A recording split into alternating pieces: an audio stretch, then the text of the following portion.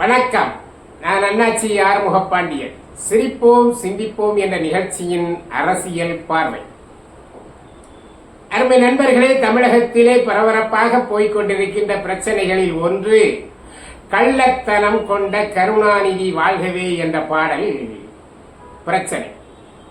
துரைமுருகன் விக்கிரவாண்டியில் பேசி அது புகாராகி அவரை கைது செய்து அவரை நீதிமன்றம் விடுவித்து விட்ட நிலையில் இன்றைக்கு அதிலிருந்து அணைந்து போன தீயை ஊதி பெரிதாக்குவது போல பல்வேறு சம்பவங்கள் நடந்து கொண்டே இருக்கின்றன. அதிலே சுப வீரபாண்டியன் அவர்கள் கொதித்தெழுந்து உடனே ஒரு கூட்டத்தை கூட்டினார். அவருடைய சொந்த செலவில் அல்ல, திராவிட முன்னேற்ற கழக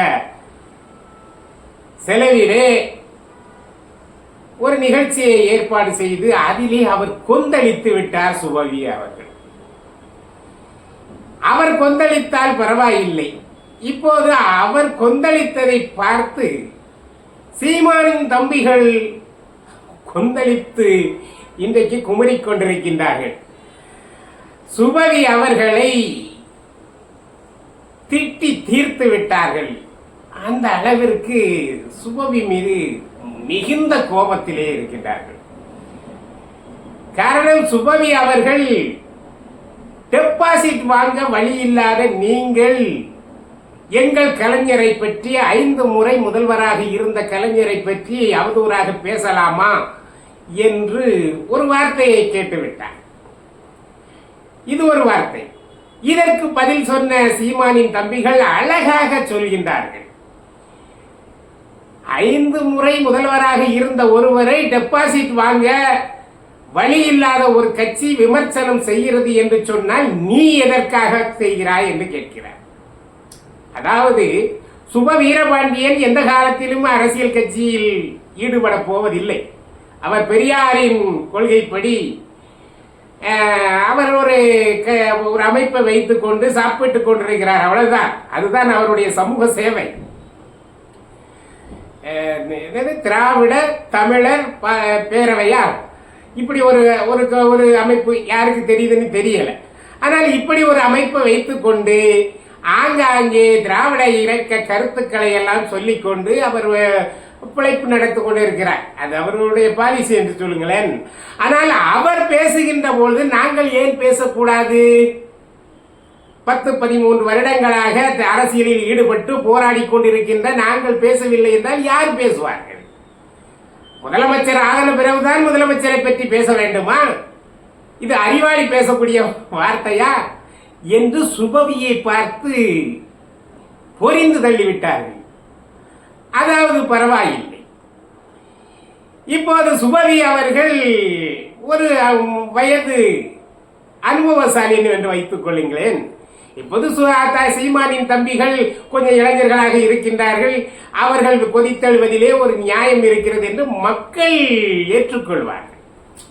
ஆனால் சுபவி அவர்கள் தரம் தாழ்ந்து பேசலாமா என்றுதான் கேட்பார்கள்.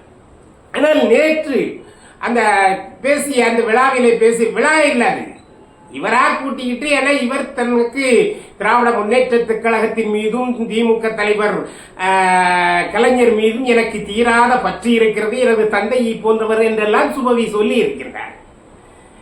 சுபவி வந்து எனக்கு சிரிப்புத்தான் வருகிறது. இன்றைக்கு அப்பாவை போன்று என்று சொல்லுகின்றவர்கள் அன்றைக்கு தமிழ்நாட்டில் கருணாநிதி இருந்தால் தூய அரசியல் உருவாக வாய்ப்பே இல்லை, அவரை ஒழித்தாக வேண்டும் என்று சொன்னவர் தான் இந்த சுபவி அவர்கள். யார? கருணாநிதியை ஒருமையிலே சொன்னார். கருணாநிதி என்ற இந்த தீய சக்தியை விலக்கினால்தான் தமிழ்நாட்டிலே தூய அரசியல் உருவாகும் என்று பட்டவர்த்தனமாக பேசியவர் இந்த சுபவி. கொடாவுக்கு முன்பு, கொடாவிலை கைது செய்வதற்கு முன்பு வரை அவர் கருணாநிதி அவர்களின் எதிர்ப்பாளர், தீவிர எதிர்ப்பாளர்.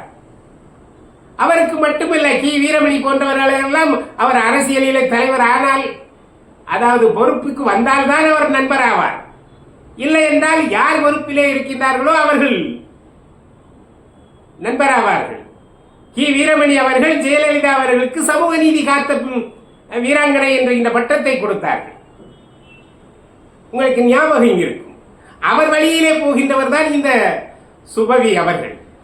ஆகவே சுபவி அவர்கள் சொல்கின்றார்கள், இப்படி எல்லாம் கருணாநிதி தந்தை போன்ற அவரை எப்படி எல்லாம் பேசலாமா என்று கேட்கின்றார். உங்களுக்கு தந்தை, ஆனால் இவர்களுக்கு சீமானுடைய தம்பிகளுக்கு எதிரி. அவர்கள் தமிழ் தேசிய இயக்கத்தை வளர்த்துக் கொண்டிருக்கின்றார்கள். அவர்கள் பழிக்கத்தான் செய்வார்கள், விமர்சனம் செய்யத்தானே செய்வார்கள். அப்படி செய்தால் தானே அந்த அரசியலாகும். அந்த பாடல் ஒன்றும் இன்றைக்கு நேற்று வந்ததில்லை. 10 வருடங்களுக்கு முன்பு வந்த போது ஏன் இந்த சுபவி கொதிக்கவில்லை என்று கேட்பதிலே ஒரு நியாயம் இருக்கிறதல்லவா? அன்றைக்கே அனைத்து இந்திய அண்ணா திராவிட முன்னேற்ற கழகம் அந்த பாடலை எழுதிய உடனேயே இவர் என்னுடைய தந்தை போன்ற கருணாநிதியை இப்படி அவமரியாதை செய்திருக்கின்றீர்களே என்று கொதித்தெழுதிருக்க வேண்டுமே. கேட்டுக்கொண்டே இருந்துவிட்டு இன்றைக்கு சீமானும் சாட்டை துரைமுருகனும் பேசிய உடனேயே நீங்கள் கொதித்தெழுவதிலே என்ன நியாயம் இருக்கிறது? நீங்கள் சமூக நீதி காக்கின்ற ஒரு தலைவர் என்று சொன்னால், இன்றைக்கு கள்ளச்சாராயத்திலே 70 பேர்கள் இறந்தார்களே, அதை பற்றி ஒரு வார்த்தை சொன்னீர்களா என்று சீமான் தம்பி கேட்கின்றார்களே. அதற்கு நீங்கள் பதில் சொல்லலாம். உங்களால் சொல்ல முடியாது.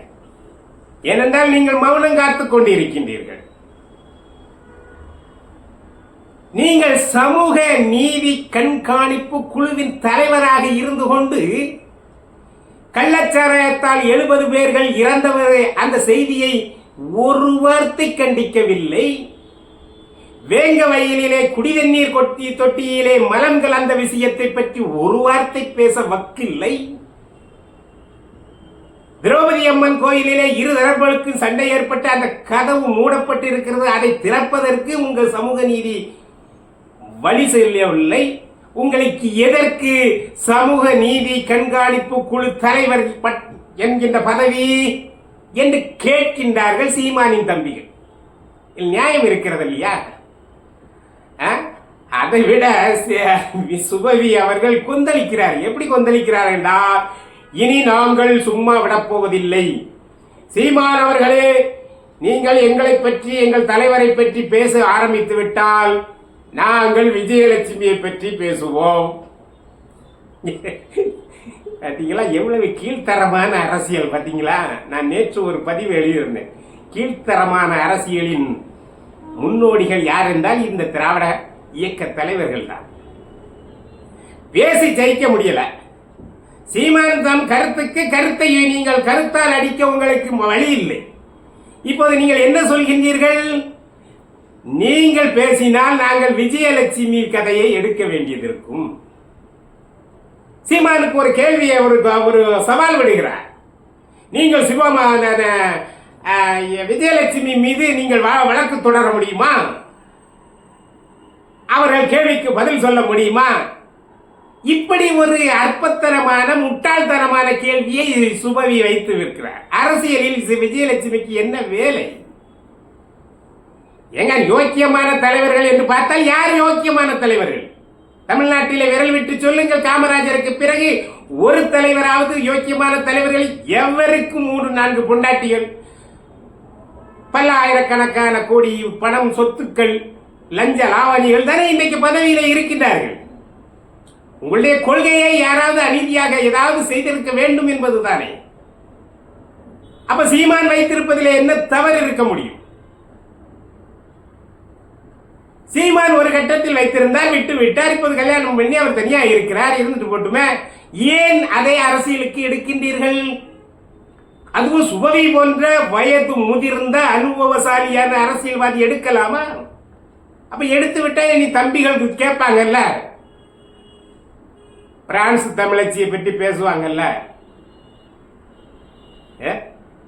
சுபவி அவர்களுக்கு இது தேவையா? இன்றைக்கு பிரான்ஸ் தமிழச்சி கேட்கின்றார்களே, நீங்கள் ஒரு பதிவு நான் நாளைக்கு பேசுகிறேன், எல்லோரும் வந்து விடுங்கள் என்று சொன்ன உடனே உனக்கு பேசுவதற்கு என்ன தகுதி இருக்கிறது என்று யார் கேட்கிறார்? பிரான்ஸ் தமிழச்சி கேட்கிறார். திருமணம் கடந்த உறவுகளின் தலைவன் சுபவி என்று பிரான்ஸ் தமிழச்சி சொல்கிறார். திருமணம் கடந்த உறவு, அதாவது கள்ள உறவுகளின் தலைவன், கள்ள உறவு வைப்பவர்களின் தலைவன் என்று யார் சொல்றார்? தமிழச்சி, பிரான்ஸ் தமிழச்சி சொல்வதாக சீமான் தம்பிகள் இன்னைக்கு வலைதளங்களிலே பரப்பிக் கொண்டிருக்கின்றார்களே. எவ்வளவு அருவருக்கத்தக்கமான அந்த தமிழச்சி பேசி இருக்கின்றதையெல்லாம் அப்படியே போடுகிறார்கள். உங்கள் பிறந்த நாளுக்கு அந்த அம்மா எழுதிய கவிதையை அப்படியே போடுகிறார்கள். அதெல்லாம் காது கொடுத்து கேட்க முடியவில்லை. சுபவிக்கு இந்த அவமானம் தேவையா? ஏதோ 2 கருப்பு சட்டை போட்டு அலைஞ்ச கூட்டத்துக்கு கூட்டம் 10,000 20,000 வாங்கணும்னு பிழைச்சிட்டு போதுக்கு வழி இல்லாம இன்றைக்கு என்னுடைய தந்தையை போன்ற கருணாநிதி அவர்களின் பேருக்கு களங்கத்தை ஏற்படுத்தி விட்டீர்களே என்று கொதிப்பதிலே என்ன நியாயம் இருக்க முடியும்? அப்படி கொதித்த நாள் வந்த விளைவு இன்னைக்கு உங்களை குப்புற போட்டு குமிரிக்கிட்டு இருக்கிறாங்களே. நீங்க ஒரு கல்ல தானே எரிஞ்சீங்க, ஆனால் அவர்கள் கற்களாகவே எரிந்து கொண்டிருக்கின்றார்கள். நீங்கள் வெளியே தலைகாட்ட முடியாத அளவிற்கு அவர்கள் இன்றைக்கு அந்த செய்திகளை எல்லாம், அந்த லூலு குரூப்புகள், அந்த நீங்க பெரியார் பேரை சொல்லிட்டு நடத்தின அத்தனை செய்திகளும் அம்பலத்துக்கு வரப்போகுது. விடப்போவதில்லை அவர்கள். சீமானின் தம்பிகள் ஒருவேளை ஸ்டாலின் அவர்களை விட்டு விடுவார்கள் போலிருக்கு, சுபவி அவர்களை விடமாட்டார்கள் என்று நினைக்கின்றேன். காரணம், அவர்கள் யாருமே விஜயலட்சுமி பேரை எடுக்காத போது இந்த சுபவி எடுப்பதிலே எந்த நியாயமும் இல்லை. அவர் குமுறுவதிலும் நியாயம் இல்லை, அவர் கொதித்தெழுவதிலும் நியாயம் இல்லை, அவர் அரசியலிலே இல்லை. அப்படி அப்பவும் எதற்காக? உங்களுக்கு ஏதாவது வருமானம், நீங்கள் பேசுங்கள் என்று ஏதாவது பணம் கொடுத்தார்களா? அப்படி நான் பணத்துக்காக பேசுகிறேன் என்று சொன்னாலே அதுவாவது பரவாயில்லை. ஏன்னா 3ஆம் தர பேச்சாளர்கள் பணம் வாங்கி கொண்டு எதை வேண்டுமானாலும் பேசுவார்கள். அப்படிப்பட்ட பேச்சாளர் வரிசையில் நீங்கள் இருக்கின்றீர்களா? சுபவி அவர்களே, ஏன் இந்த வேலை உங்களுக்கு? ஆகவே சுபவி அவர்களை இன்றைக்கு சீமான் தம்பிகள் விடுவதாக தெரியவில்லை. அந்த அளவிற்கு யூடியூப்பிலும் வலைதளங்களிலும் எழுதி குவித்துக் கொண்டிருக்கின்றார்கள், காரி துப்புகின்றார்கள். சுபவி அவர்களை பற்றி லூலு அவர்கள் சொன்னது அத்தனையும் வரிசையாக வந்துகிட்டு தொடர்ந்து வருகிறது. உங்களுடைய ஆபாச அரசியல் அத்தனையும் அம்பலமாக போகிறது. யாரால்? சீமானின் தம்பிகளால். யாருக்கு இழப்பு? சுபவி அவர்களுக்கு இழப்பு. இந்த வயதில் இத்தனை பெண்களோடு கூத்தடிக்கிற உங்களுக்கு என்று அவர்கள் சொல்கிறார்கள். நான் சொல்லவில்லை, நான் சொல்லவே இல்லை. நீங்கள் அந்த திருமணமான பெண்களின், அதாவது திருமணம் கடந்த உறவு என்று சொல்கிறார்களே, அதை ஒன்றை ஏற்படுத்தி, பெரியாரின் கொள்கை என்று ஏற்படுத்தி அதை விளம்பரப்படுத்தி அதிலே நீங்கள் சுகம் காண்கிறதாக லூலு சொல்லுகின்றார், அதாவது பிரான்ஸ் தமிழச்சி சொல்லுகின்றார் என்று அந்த சீமானின் தம்பிகள் அத்தனையும் ஆதாரத்தோடு சொல்கிறார். நீங்க அவர்கள் மீதெல்லாம் வழக்கு போடுங்க. அப்படி வழக்க போட்டுட்டு இதே மாதிரி அரசியலை வளர்த்துக்கிட்டே இருங்க. ஒருத்தர் காரி துப்புங்க, நாரி தொலைக்கிட்டு. எல்லாம் எங்க தமிழனுக்கு கிடைத்த தலை எழுத்து. வேற என்ன சொல்ல? ஆபாச அரசியலே பேசாதீர்கள் என்று சொன்னால் அதையே நின்று கொண்டு அதிலேயே ஆடிக்கொண்டிருக்கின்ற உங்களை காரி துப்பாமல் என்ன செய்ய முடியும்? எல்லாம் இந்த தமிழனின் தலையெழுத்து. நன்றி, வணக்கம்.